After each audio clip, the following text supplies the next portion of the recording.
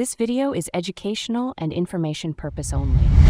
कैसे हो दोस्तों, बढ़िया। सो आज मैं आपको 6 ऐसी गवर्नमेंट जॉब बताने वाला हूं जो आ रही हैं। अगर आप ये मिस कर देंगे तो यार फिर क्या ही फायदा प्रिपरेशन करने का। स्वागत है अपनी चैनल दैट इज गाइडेंस गुरुजी। और आज बात करेंगे 6 अपकमिंग गवर्नमेंट जॉब्स जो बनी है 10th 12 पास आउट के लिए, और ये ऑल इंडिया स्टूडेंट्स के लिए एलिजिबल होंगी।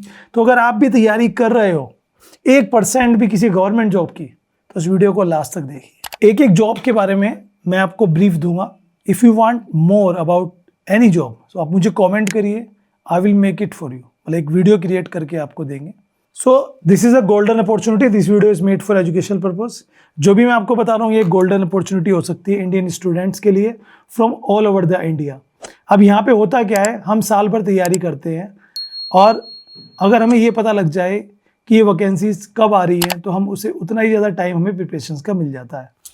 अप्लाई डेट बताऊंगा, एलिजिबिलिटी बताऊंगा, फीस बताऊंगा, सिलेक्शन प्रोसेस बताऊंगा और साथ में कुछ चीज़ें आपको बताऊंगा जो आपको ध्यान रखनी है गवर्नमेंट जॉब में अप्लाई करते समय। 6 नंबर पे जो वैकेंसीज मैंने ली है, आप सभी को पता होगा, भारत सरकार के अंडर में जितने भी विभाग चलते हैं, मंत्रालय चलते हैं, उन सब में 2-3 पोस्ट ऐसी हैं जो हर साल निकाली जाती है। एक आती है लोअर डिवीजन क्लर्क और डाटा एंट्री ऑपरेटर की, एक आती है अपर डिवीजन क्लर्क की। तो इसमें लोअर डिवीजन क्लर्क और डाटा एंट्री ऑपरेटर की वैकेंसीज आ रही है। ये वैकेंसीज की अगर डेट की बात करें तो अप्रैल के लास्ट या मई के मिड तक आ जाएंगी। एग्जैक्ट डेट नहीं बता सकता, बट ये मान के चलिए कि अप्रैल लास्ट या मई में फर्स्ट या सेकंड वीक में आपको देखने को मिल जाएंगी। वैकेंसी का नाम है SSC CHSL। एज लिमिट 18 से 27 साल, combine higher secondary level, 12 pass out इसकी एलिजिबिलिटीज होती है। साथ में कंप्यूटर की बेसिक नॉलेज आपके पास होनी चाहिए, क्योंकि यहाँ पे सिटिंग जॉब होती है। अलग अलग विभाग, जैसे आप बात करें इनकम टैक्स है, बात करें ED है, बात करें इलेक्शन कमीशन है, बात करें हमारे मंत्रालय हैं, उनमें पोस्ट होती है। ठीक है, तो इसमें सैलरी भी काफ़ी अच्छी होती है। पहले आपका Tier 1 एग्जाम होगा, फिर Tier 2 एग्जाम होगा, फिर एक टाइपिंग टेस्ट होगा। टाइपिंग स्पीड यहाँ पर 80 to 70 वर्ड्स पर मिनट की होनी चाहिए। फीस 100 रुपीज़ होती है। अगर आप एक गर्ल हैं या SC ST है तो आपको फीस नहीं देनी, एग्जाम्प्ट होती है। भाई हर साल वैकेंसी आती है। SSC का जो कैलेंडर जारी होता है उसमें ऑलरेडी मेंशन्ड है, आप चेक कर सकते हो। और ssc.gov.in पर जाकर इसका फॉर्म भी भर सकते हो। यहाँ पर ध्यान रखिएगा, टाइपिंग स्पीड पर फोकस करो, क्योंकि 90% स्टूडेंट टाइपिंग स्पीड पर ही जाकर फेल हो जाते हैं जो पास करते हैं उसके बाद। 5th नंबर पे आती है RRB group D. Group D की जो वैकेंसी होती है रेलवे रिक्रूटमेंट बोर्ड में, उसमें ट्रैकमैन, ट्रैक मेंटेनर, हेल्पर, ये सब होती है। 10वीं पास के लिए अलग जॉब होती है, 12 पास आउट के लिए अलग जॉब होती है। एज लिमिट इसमें अब 18 से 33 साल है for general category, unreserve category. If you are from reserve तो आपको relaxation as per the government rule मिल जाएगा।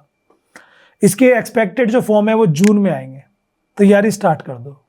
जो भी ग्रुप डी की मार्केट से बुक्स लाना चाहते हो, नोट्स लाना चाहते हो, जाइए। 500 फीस होती है। एग्ज़ाम देने के बाद 400 वापस हो जाते हैं।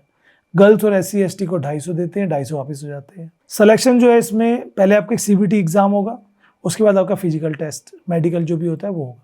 इसकी ट्रिक ये है, अगर आप ट्रिक की बात करें तो इसमें फिजिकल टेस्ट तो ईजी होता है, लेकिन जो रनिंग होती है और कुछ वेट लेके चलना होता है वो टफ होता है। तो उसकी तैयारी करके, क्योंकि आपका फील्ड वर्क है, ट्रैक पे आपको रहना है, जो रेलवे ट्रैक होता है। तो आपका स्टेमिना वगैरह देखा जाता है, कितना वेट आप उठा सकते हो, कितना काम आप कर सकते हो, कितना आप चल सकते हो, दौड़ सकते हो, वो सारी चीज़ें यहाँ पर देखी जाती है। 4th नंबर पे एक वैकेंसीज मैंने ली है, वो आती है इंडियन आर्मी की अग्निवीर।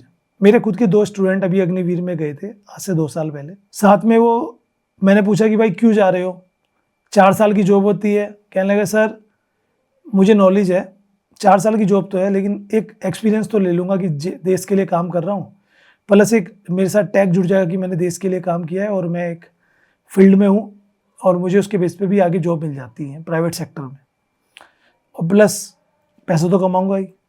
तो इसमें जनरल ड्यूटी, क्लर्क और ट्रेडमैन की वैकेंसीज आने वाली है 12 पास आउट के लिए। एलिजिबिलिटी एज 17.5 से 21 साल रहती है ना। फॉर्म में भी निकले हुए हैं ऑलरेडी, और 250 रुपये फीस रहती है इसकी। फिजिकल होता है, रिटर्न होता है, मेडिकल होता है। सैलरी ठीक होती है, आप चेक कर लेना, 30-40 के बीच में। इसमें मेन चीज़ होती है फिजिकल, जो कि इसमें हाइट, रनिंग, चेस्ट मापिंग बॉयज़ की, ये होता है। ये 3 चीज़ें ध्यान रखोगे तो रिटर्न तो आपका निकल ही जाएगा। मेन चीज़ फिजिकल पे फोकस ज़्यादा करिए। 3rd नंबर पे आती है हमारी इंडिया पोस्ट रिक्रूटमेंट। अब आप कहोगे सर GDS की वैकेंसीज बता रहे हो, वो तो ऑलरेडी आ चुकी हैं। भाई और भी पोस्ट होती हैं।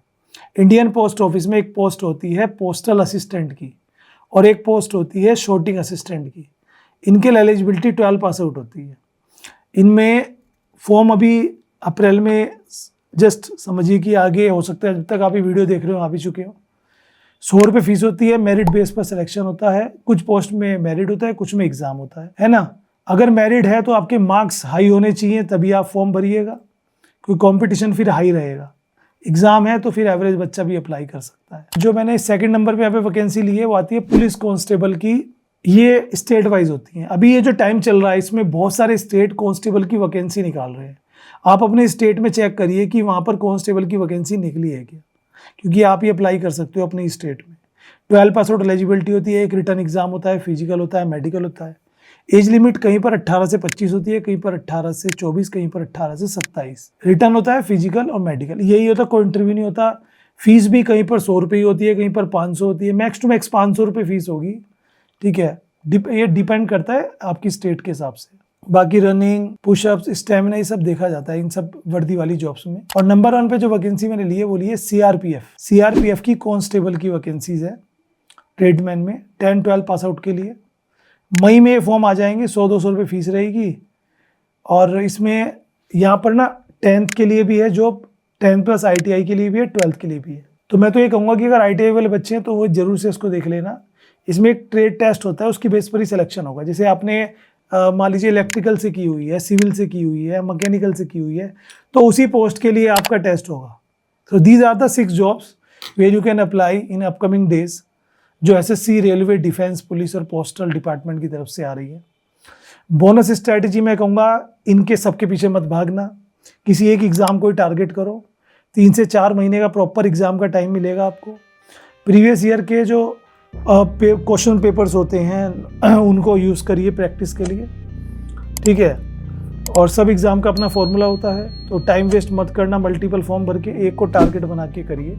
ठीक है, आई होप आपको समझ में आ गया होगा। वीडियो अच्छी लगी तो लाइक शेयर जरूर से कर देना।